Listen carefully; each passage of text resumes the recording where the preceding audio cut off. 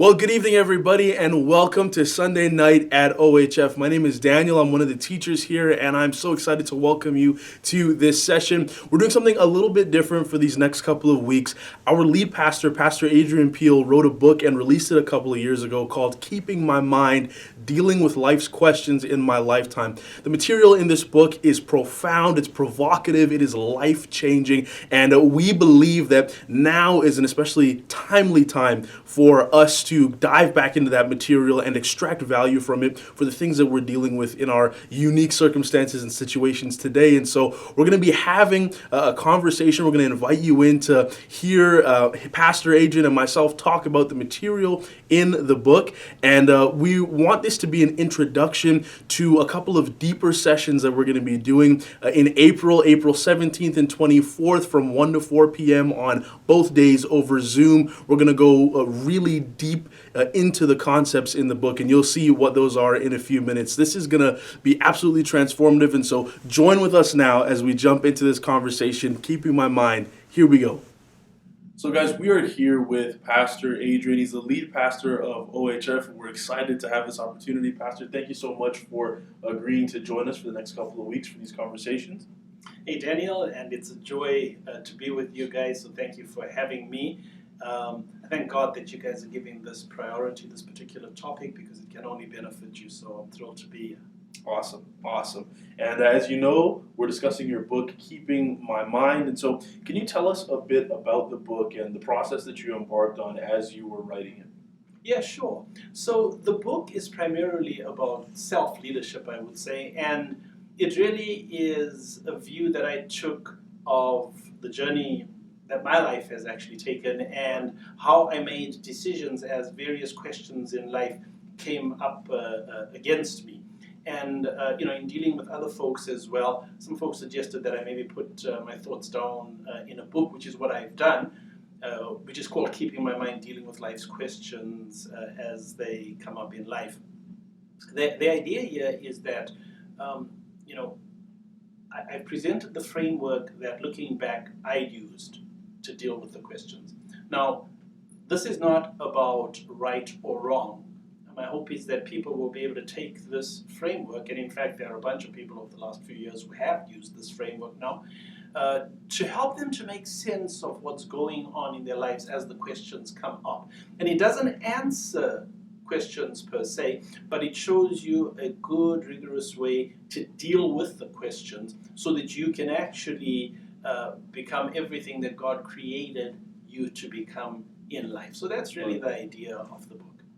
Awesome. And it starts off incredibly well. I'm looking at the first chapter here. It deals with finding an anchor for the mind. And I know you use Isaiah 26:3 as a key text there. It reads, "Thou wilt keep him in perfect peace, whose mind is stayed on thee, because he trusteth in thee," which is a critical verse. Can you develop that concept a bit for us? Can you let us know, how do we approach this idea of finding an anchor for our minds?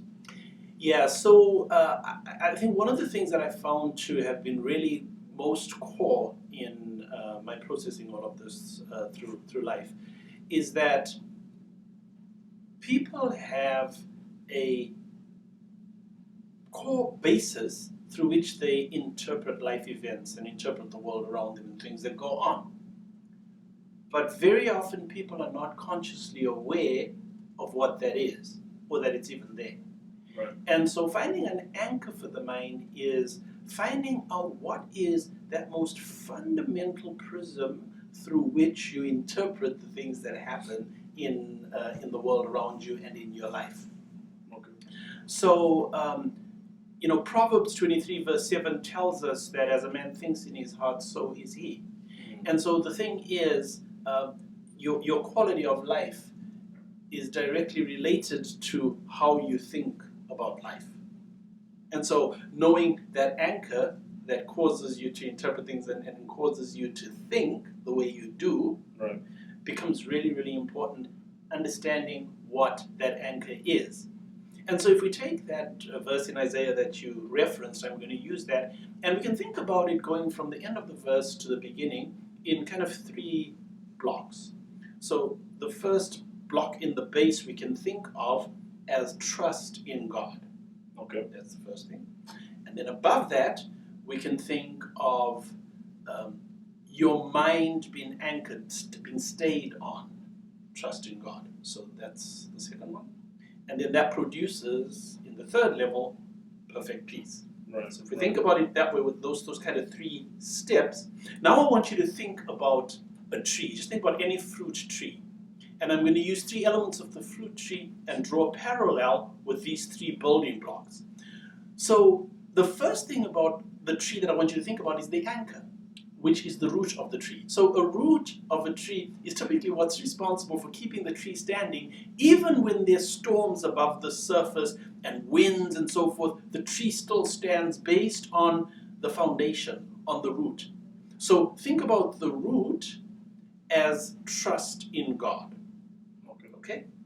And then think about the soil that wraps itself around the root as keeping your mind stayed on God. Right. So the root has the soil wrap itself around it. And then when it does that, the root is now able to take very, very basic ingredients of moisture and nutrients and so forth from the soil and transform those into the tree and the fruit. And so the fruit you can liken to the perfect peace that Isaiah talks about, and peace is the fruit of the Spirit. So there's a good analogy there. So if you think about those 3 things, basically what I'm saying is that you want your mind to be wrapped around the anchor, the root. Now, depending on what that root is, will determine what grows out of there. It'll determine the fruit that you get, whether you get lemons, or whether you get apples, or whether you get bananas. It's determined by the root. Right? And so in like manner then for us, what we have at the core of our thinking is going to determine what we get as a quality in our life based on what we apply our minds to, what we think about, what is most commonly the basis for how we interpret what's going on around us. So we must determine what that anchor is. Now the question is, so how do you determine that? So when we have these sessions, I take people through a few questions that help you to be able to deal with getting to what the root is. The first is this: it's to say, what things, if they were taken from you, would make life hopeless? So you got to think about that. What is it? My wife? Is it my money? What is it? But you think about those things and try to get down to what's the one that's the most important. That if I were to lose this, life would be hopeless. And then the next question that you ask is, you say, so who or what has the most control over that thing that's most important to me? Right. And then you say, now, what would it take to ensure that they keep what is most important to me safe? Right? And so once you've thought through that, you can get a sense of what is has the most basic control in your life, right? Okay. What influences you the most, and then that is your anchor, and you can start to kind of relate to how you deal with that anchor. But at least you know what it is that determines the way that you interpret things around you. Now, what I found is that I've dealt with folks who are folks without faith and people of faith as well. And what I found is that at face value, very often when Christians think about this, it doesn't take them long to come to the conclusion that, oh no, it's God. And I always say that dig a little bit deeper with that, because often that's the right answer for you if you're a Christian. But what we find is that the reality in your life sometimes is different. Let me give you an example. There's a friend of mine who's a great man of God. And I remember him saying once that he realized that sometimes he is more in love with revival than he is with the Lord. Right. That's an important realization. Substitute that with something else. Some people love the Lord, but they love money more than they love the Lord. And so when you can be honest with yourself in terms of saying, this is the thing that drives my decision making the most, that drives my interpretation of the world around me the most. If you can honestly come to terms with what that is, that's a great place to be, because now you can say, this is the anchor for my mind. It determines the way that I think. So for me, my anchor is the God of the Bible and his self-expression in the person of Jesus Christ. And again, right answer, but I went through a lot of iterations to be able to truly come to that answer. And that's what's most important. Right. Thank you for sharing that. That's powerful, powerful stuff. And I've also found, obviously, that my anchor is also Christ, specifically my relationship with Jesus. And the anchors that we have, the anchors that we come to, are critical because life, as we know, can toss us around. It throws curveballs. We've seen this, we've experienced this over the past little while. And yet, even in all those waves and different seasons and circumstances that we navigate, we still need to have an overall direction for our life journey. And that brings us into the second chapter of the book where you talk about finding a purpose for your life. Mm-hmm. And can you take us through your thought process on that? Take us through how you developed that concept in the book. How do we find a purpose for our lives? Yes, that's a great question that comes up frequently. So let me start by saying that our anchor is typically way bigger than we are, both in terms of its stature and in terms of its longevity. And so, while it's great if you can think about it in terms of a river, and it's great to be in the river going with the current, that's great. So if you could think about that as being your anchor, I'm in the right river. While that's great, if you're just being tossed about by the waves, going just without any real direction, but you're just flowing with the current, right? I think that that's not the ideal place to be. I think that there is a lot of room for you within your anchor to be able to swim in a very deliberate direction and sometimes to move towards the bank if you want to, still within the current, right? Because it's way bigger than you, but you can have some direction within that. And so that, when we talk about purpose, is what we're talking about. Now, purpose has lots of definitions, and I want to kind of give a definition here so that it can give you a sense of what it is that we're looking for as we're dealing with these questions that come up in life. I think about purpose as a combination of two things, of vision and of values. And there's a scripture that says, without the vision, the people perish. It's true. So when we think about vision, what I'm thinking about is who you want to be as a person. Right. That's the vision, right? Right. Who you want to be, not what you want to do. It's an important distinction. And so, for example, you can be a healer without practicing medicine or without practicing pharmacy. You see what I'm saying? Yeah. That's doing. We're talking more about being. And so your vision is to do with who do you want to be as a person. For me, I am an encourager. That's who I am. And so after a lot of soul searching and a bunch of stuff, I came to that conclusion that more than anything else, I am an encourager. And that's what my vision is. So that's the first piece.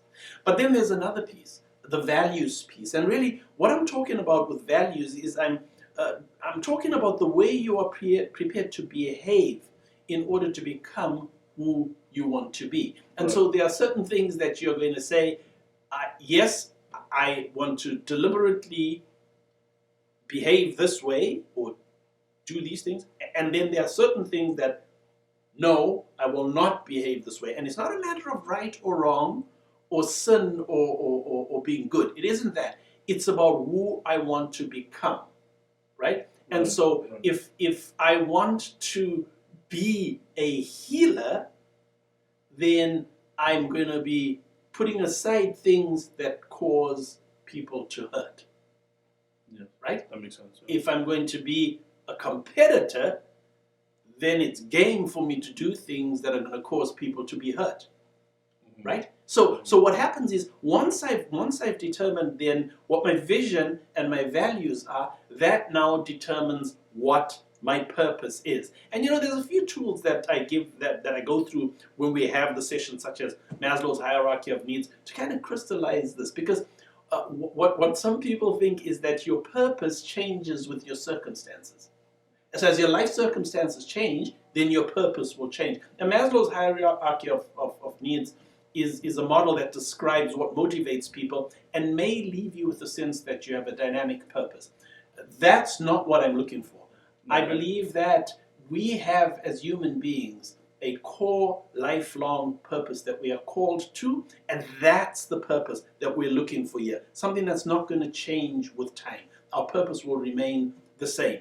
And so, the type of questions that I ask, and I borrowed some of these from different places, courses, bosses I've had, people I've interacted with over time. The first question you want to ask yourself is, what do you deeply feel is not as it should be in your world? And I found there's not enough encouragement in the world. Right. Most people, it's easy to be torn down, but it's difficult to find things that will actually lift you up in our world, right? And so that's something that I found is not as it should be. It shouldn't be that way. And then the next question is, okay, so what are you prepared to do or give up to become what you were created to be, once you identify that? And then this becomes really important. Once you've determined that, then you do a reference check now and say, so what would your anchor think about your answers? And if you have alignment there, then you know that you are now swimming in the right stream. If there's a misalignment there, then you need to go back to the drawing board, and it would be normal for that to happen. Go back to the drawing board to try to get a sense of, okay, where's the misalignment? So that you don't have that dissonance and you can really confidently go forward in your life and make sense of it as you're going through. So that's what purpose is about. We take you through that and kind of help you to determine what your purpose is. Wow. Through what you've been saying, we can see very clearly and potently the link between our anchor and our purpose. And as we've gone through that, you've drawn this incredible large-scale picture for self-leadership so far. Then in the next part of the book, you drill down a bit and you bring us into a bit of practical management. You speak on the importance of finding a framework to guide your living. Can you share with us what that means to you? Can you share with us why it is so critical for us to engage in specific, nitty-gritty life management in this way? Yeah, I think, and you've nailed it there. So to this point, in those first two chapters, we're talking largely at this level, right? A philosophical, high level. And really, life is about day-to-day nitty-gritty, right? And so what we want to do is reduce that into something that's more tactical. And that's where finding a framework to guide your living comes in. The Bible says in Ecclesiastes that to everything there is a season and a time to every purpose under the heaven. And this is true. So what we do is we have this framework. It's simple. We actually use an Excel spreadsheet for it. And what we do is we break it up into like 4 columns. Okay, 4 columns. And we have a heading, 4 headings, 1 at the top of each column. So we begin at the first column with the heading of your anchor. Whatever your anchor is, you put your anchor up there. Right? And then from the work that you did before, you should be able to identify the next 3 most important things or people in your life, right? And so you put those in column 2 is the next important, then the next important after that in column 3, and then the next important of that in column 4. And we don't go more than 4 columns, because really what this is about is it's going to help you to actually focus and be able to pay attention to what's most important to you. So we go with 4. And for me, what those 4 are: God, self, family, finances. Okay. That's it for me. Now, once you've got that laid out and you've thought about it and you say, at the end of the day, these 4 are the highest priority areas of my life. If I look at my whole life. Yeah. Now, you want to think about the fact that there's something called a life cycle. We move through phases in life. I think Shakespeare who has that poem where he talks about all the world is a stage, right? Mm-hmm. And all the players are just actors in the world, and how you kind of move through the different stages in life. That's what we're thinking about. And so what we do is, at the side, we put down the different phases in life. And very basically, we go through this in detail when we do the seminars together. But basically, you move through the phase first, early in life, of learning, where you learn kind of principles of how the world works. And then you move from there, and usually that's with formal education, roughly speaking. And then you move from there into the next phase, which is training. And that's where now you start to apply the things that you've learned in theory form in the real world, but usually under some type of advisement. And then after that, you move into what we call the rising phase, where you start to now really do tangible things with some amount of autonomy, and you begin to rise in terms of your circle of influence, whatever it is that you're working in, up to like a jet stream equivalent, where you hit a place where you are now kind of firing on all cylinders, and you're in a zone, right? Right. And then from the rising phase, you then go into the consolidation phase. And that's a period of time where now all of the work you've done in your life and so forth, this is probably around about the age of 45, that type of zone. And now the shoots, the long-term fruit of your life start to come up. And then there's a lot of stuff that goes on. People start making crazy decisions at that stage because now they see the long-term fruit starting to come up and they don't like what they see. So they want to change it, but very often they don't think about the fact that it took decades to get that up. And so if you're going to change now, you got to be thinking decades in terms of shoots coming up. But that's the consolidation phase. And then after that, you move into the legacy phase. And the legacy phase is really where you give from your platform to create what you will be remembered for after you die. And then after that, we go into what I call the counsel phase, where really you've got all this life experience, you've got all these relationships, and people can actually come to you and you can very easily discern and give them advice and speak into their lives. And so to complete the roadmap, we work through these following questions, and we'll talk about that next week. But as you go through each of those, you want to think about what things did you really want in life. And some people call it a bucket list. It's more than that. But you want to put down the things that you really wanted in life. And then you want to ask the question, by when did I want those things? Right? And usually, depending on where you are, usually people kind of look and say, well, the horses left the barn.